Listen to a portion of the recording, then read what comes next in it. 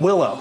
Howdy. How's everything going? We're in Indianapolis. You've got Dynamite here at the fairgrounds tomorrow night. Well, tomorrow we're at Farmers Coliseum. Yes. Yes. Yes. Very excited. Yes. Very excited. I have a match coming up that I definitely could not have foreseen being a part of my career, but here we are. I'm really excited to tag with Adam Copeland. I know. Well, let me be probably not the first to tell you, but I am so happy you are getting the TV time, the opportunities you are getting right now. Thank you. Because I've been a fan of yours since you signed with the company, and every time you would pop up on Dynamite, Rampage, would always get so excited to see you on the TV. You are one of my favorites. Thank you. I do appreciate that. Man, yes.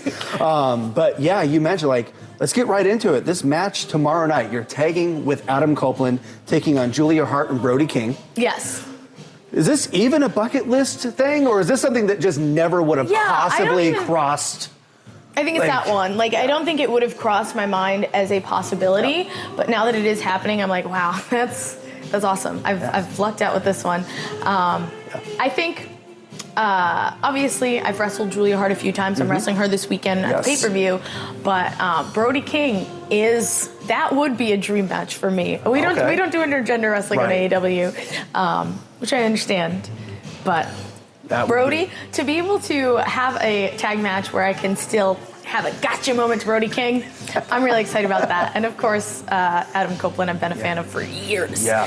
So, again, not even what I would have imagined being a bucket list item, but it's a weird dream scenario. Right, definitely. And you were in the middle of, by far, the biggest run you've had with AEW so far. Like, doing the most opportunity, the most there so far. Like, some of the stuff that you've been able to be a part of so far. Obviously, tomorrow night, street fights. Yep. In Boston, when Mercedes signed with the company, her first night, closing out Dynamite. Like, so many huge moments in such a short period of time for you so far.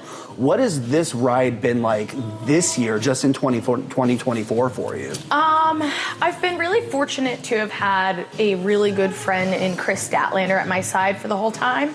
And even though Stokely Hathaway isn't somebody that I necessarily trust, I wouldn't use those words. Maybe someone I didn't get along with for a long time. He did win me over. You know, he did win me over. And he really does advocate for both myself and Chris. And, you know, when I'm feeling like, again, there's a lot going on right now that opportunities I wouldn't have seen myself in a few years ago. And when I have a little bit of like the imposter syndrome, a little bit of the self-doubt, Stokely's always the person to be like, you got to remember who you are. You're the first ever New Japan Women's Champ. You're the first, well, not the first, but last year you won the Owen Hart Championship. You're the first ever to pay-per-view, to main event a Ring of Honor pay-per-view.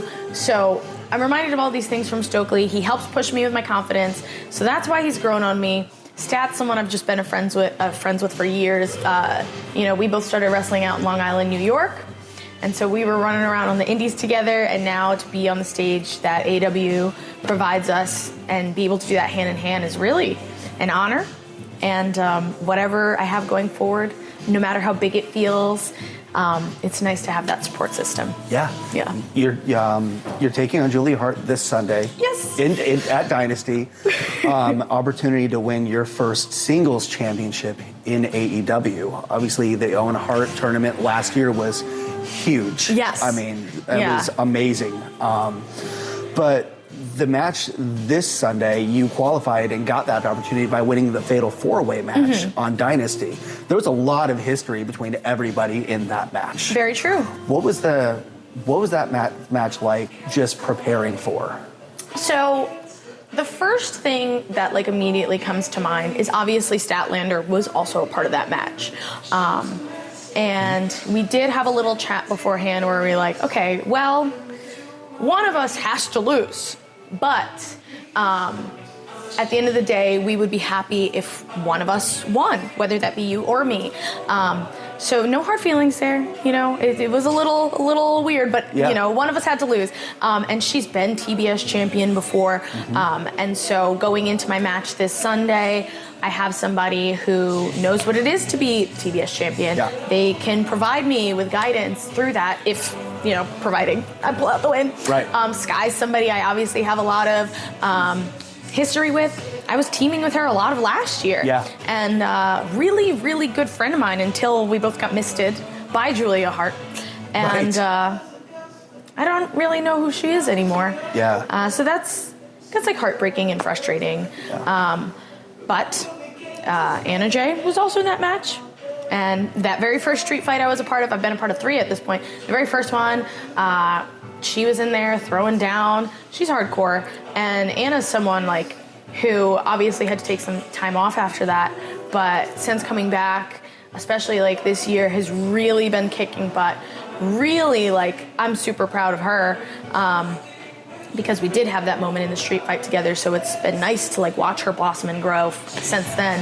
And tough competition, but I squeaked out the win in that one. Oh, not even squeaked. I confidently, very, very with confidence and intent and purpose, won that match. As we knew you would. Thank you. Yes, Thank you. I of course. appreciate it. Yes, but that was an interesting dynamic you brought up. Like when I saw everybody in that match, I said the same thing. Like, they're friends. Yeah. And then obviously if Sky would have won that match, she's fighting her friend. Yeah. Like, there's a lot of interesting dynamics going into that match.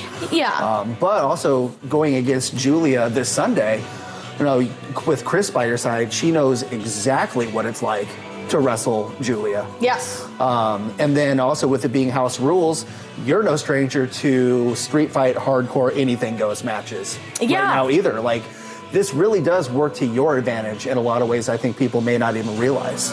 Yeah.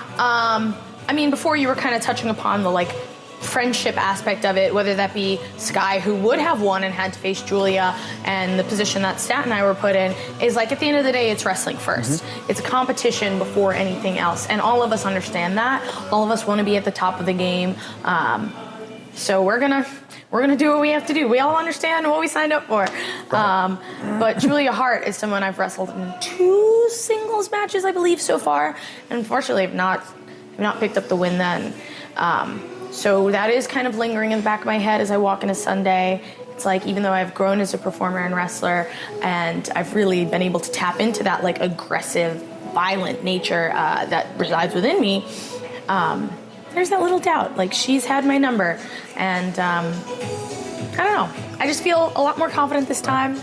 I've got my friends at my side, and I've tapped into who that is. So I'm gonna tune into the best Willow Nightingale we've ever seen. Fingers crossed, and put myself out there. Right. Leave it all out there. Right. You are probably the most positive, peppy person I've seen anywhere on the face of the earth in my life. But are there times where it's hard to get into that mindset before you go out? Especially with the travel, especially like when you're tired and worn out, like, or just going through a depression spell sometimes, like mental health issues are a thing. Like, how do you get into the Willow Nightingale mindset to go out and give the fans what they came there to see? Because it can't be easy sometimes. Very true. I mean, there is, like you're saying, there's a Willow Nightingale that is a very public persona, but then there's also me that like resides in this body without a camera on me, without fans looking at me. And we all go through our struggles. We all have obstacles we need to overcome. Mental health is definitely like an obstacle I face. I'm really fortunate in that AEW does have like a mental health department, and any kind of help we're looking for, we do have professionals that are willing to kind of help guide us through those situations. Awesome. But in terms of like turning on and being Willow when I need to be, I always feel nervous before matches. So that's one. No matter if I'm in a good mood or I'm in a bad mood, I'm always going to be nervous. But the moment that the music hits, I realize like, this is my number one favorite thing to do in the world. I love professional wrestling. I've loved it since I was a kid, and I'm really fortunate that I get to do it. So going through the curtain, hearing people cheer for me, it's like, I owe you guys to give that back, to have that energy matched back. Years ago, Tommy Dreamer actually said to me, it's really interesting, a lot of fans would love to go and hug their favorite wrestler, but with Willow Nightingale, she hugs you back. And so that's what I aim to do. I aim to match that energy, and no matter what, I gotta be a professional and just look at the obstacle ahead of me in the ring and smiling's been my strength through it all. Yeah. Right. You've had a chance to be in the ring just in AEW with some people that I never thought would be in that ring. But one of those obviously is Mercedes. Yes. Who I feel like you have some of the most recent history with her among anybody in the locker room, right? Yeah. There's people that have a lot of history, but you have the most recent history. Yeah, I am the last person to have wrestled her in a ring. Yes. Yes. So going into that match that you guys had in New Japan, what were the nerves like going into that match for you? Because there was a lot of pressure going into that match. I think it was her first match after WWE, and it was for a championship as well. So at this point, she had actually had a few matches with Stardom in New Japan. Okay. She had won the IWGP Women's Championship ahead of that, there was like a mini tournament for the championship. Okay. So we both had matches earlier in that night. I personally had wrestled Momo Kogu, which was one of my favorite matches of last year too. So I beat her to advance to the finals. And Mercedes had wrestled Stephanie Vaquer from CMLL, who's also awesome. She's currently the New Japan Strong Women's Champ. She's awesome. So New Japan and CMLL both being partners of AEW, being able to be the representative for AEW meant a great deal on its own. Representing the company was a great deal. But then to make it to the finals and realize, oh, I'm about to wrestle Mercedes Moné, was like, okay, deep breath, we got this. And so obviously it was nerve-wracking. Right. But that's the job. At the end of the day, whatever obstacle's in front of you, you just gotta face it. Right. And then obviously the way that match ended, did you feel like there was any unfinished business between the two of you on your end? And when she popped up in AEW, how excited were you to finally be able to kind of finish that story that you guys didn't get to finish maybe the way you guys had wanted to? Yeah, I definitely think it's been a little bit of maybe like a chip on my shoulder. She did get hurt in that match. So obviously there's always the question of like, could things have been different? How could this have played out differently had that not happened? But at the end of the day, like, that's the fight. Yeah. You win some, you lose some. Sometimes it doesn't go your way in a bigger way than even just winning or losing. You know, she had to take off for nearly a year. And there is that like unresolved what if on my shoulder. Yeah. So I hope that I walk out of the TBS Championship match on Sunday as the champion. One, because I want to be a champion, but two, I want to be that person that faces her at Double or Nothing. Because she's called out the winner of this match already. Yeah. So fingers crossed. That. Yes. Fingers and toes crossed. Right. Well, one thing I think is really interesting is you are by no means new to professional wrestling. You've been wrestling for what, almost 10 years now? Yeah, I just had 9 years in February, yeah. But a lot of fans are still seeing you for the first time. True. And might not be familiar with you, might see you as somebody new, but you're not new at all. Is that something that's crossed your mind? What is that dynamic like for you? Wrestling in front of such an audience that hasn't seen you before, but you've been around for so long now. Well, obviously there's the advantage that Mercedes has been wrestling a little bit longer than me and has been wrestling on a large platform for a much longer time than I have, obviously. But I don't let that intimidate me. Right. That bit of it is not intimidating to me because obviously I've been with AEW for about 2 years now, and I've amassed a huge fan base from the work that I've done here. Right. So bring on the eyes. You know, you guys, whoever might be part of the crew, and they might be cheering for Mercedes in that match, providing it happens. I would be welcoming to whoever's looking on because I'm confident that I have something that'll make you a fan of me. Right? You and Sky, I interviewed her a few weeks ago. You have a similar story where you guys both did extra work for the company and then got signed after doing that. What was that experience like and that transition like from doing extra work to now, holy crap, I'm all elite? And what was that moment like for you? So it was a little bit... It was interesting in the way that, like, when I was doing extra work, there were a lot of people in the locker room that I was already familiar with, I was already friends with.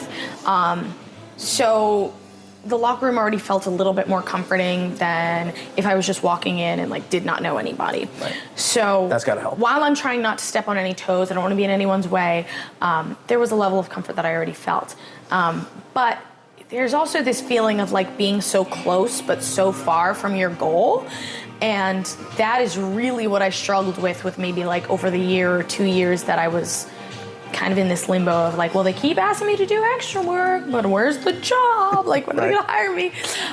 So that was obviously a little bit of like a mind game. That was my own personal struggle. But when they finally did offer me the contract and I became all elite, like, I was just overwhelmed. Like, really, that's all I've wanted for not even just like how many every years I've been wrestling. Like, when I was a kid, I would think about like, I'm gonna be a champion on TV one day, and like it's like crazy that it happened. Right. And when I did get that all elite moment, it was in Jacksonville, and that was somewhere where I did spend a lot of time being an extra, sitting in the front row when there was like no audience, and we used to have to be the ones that were like screaming and rooting for people. So it felt like a weird full circle moment, and to have like Tony Schiavone be the person to announce that, yes, and like to have all those fans like screaming and cheering for me, it's like, I really just like was like, wow, like this is happening and all these people really are happy for me. So it was a beautiful moment. That was really one of the more beautiful moments in my career. Yeah. That's awesome. Thank you. Yeah. Going into Sunday, we've talked about the match a lot. This is one thing I think is really cool about the match on Sunday, is you and Julia's match is the only match on the card where both of you really made your name in AEW. That is true. I mean, no other match on the card has that. And especially with her, the amount of character development she's had, she's also gone a lot darker. Like, this is nowhere near the Julia Hart that we saw a few years ago. Very true. So you've got bright, peppy, happy, positive, absolutely terrifyingly dark. Yeah. You have a really, really cool chance to tell an interesting story within this match. I agree, yeah. And Julia is someone who, I obviously have more wrestling experience, but in the short amount of time that she's been wrestling has like taken off. And like her moveset is awesome. Her presence is crazy. Like the moment that like the blackout happens, the fans are roaring. You know, she definitely, whatever like people talk about like the it factor, like she certainly has that. And again, she's had my number in the past. So I'm nervous in the same way I am for every match. But she knows who she is, right? Like the Black Mist affected her, and she's really found out who she is. But I know who I am too. I wanted to ask about the Poison Mist, because the whole story really revolves around that Poison Mist in a lot of ways. Yes. For one, how long does it take to recover from that mist? Oh, maybe, let's see. I first got misted in September, like the end of September. I want to say maybe like a month and like a half. But, you know, like for me, I got a heart of gold. Right. It was hard. It was hard to fight off, but like here I am standing before you. Same Willow Nightingale we've always known. Sky Blue, not so lucky. Right? You're the only one in the match. You're the only one in the match and in the story that it didn't affect in that way. Yeah. Julia got misted. Holy, like completely different. I know. Sky got misted. I'm not sure why she hasn't changed her name from Sky Blue to Sky Black. But you're the same Willow that we've always known. What does that say about you and how strong of a person you are mentally to not let that mist take over you completely like they did? I have said it before, and I will say it again and again, because it really is like my biggest truth is like my smile is my strength. And if there's anything I'm going through in wrestling, outside of wrestling, whatever I'm going through, I've been able to have an easier and better time moving forward with a smile on my face than if I just give into it and I put a sour puss on and I'm like, bleh, you know, that just makes everything harder for everyone.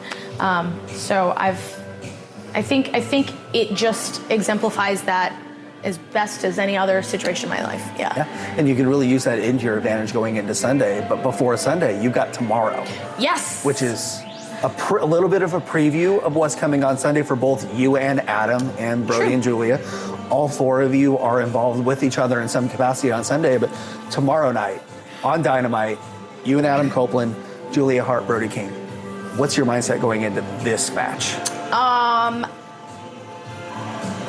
Let Julia know I'm not one to be messed with, but also let Brody King know I'm not one to be messed with. And not to disappoint Adam.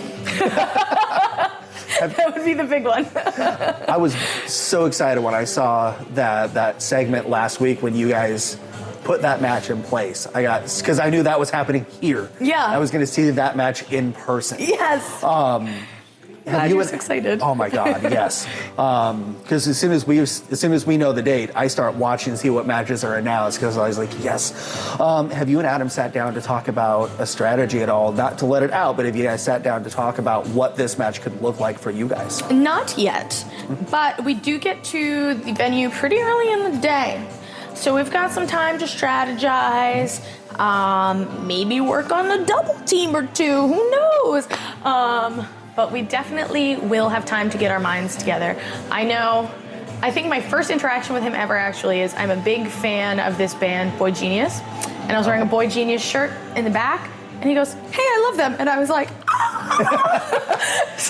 He's a big music guy. Yeah. Big music. So am I. So, like, seeing him with all the metal band shirts, I was like, yes, he's representing. I'm so excited for tomorrow night. I'm excited for Sunday. Willow, thank you so much for doing this today.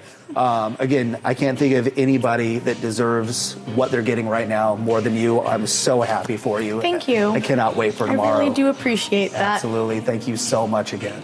I have one question. Sure.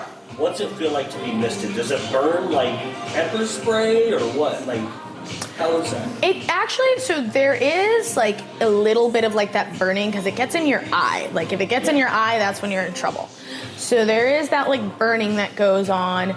I wish I had found an eye wash backstage faster, you know? But yeah, and then you do feel like a shift in your mood. So everyone responds differently to that aspect of it, but definitely a burn.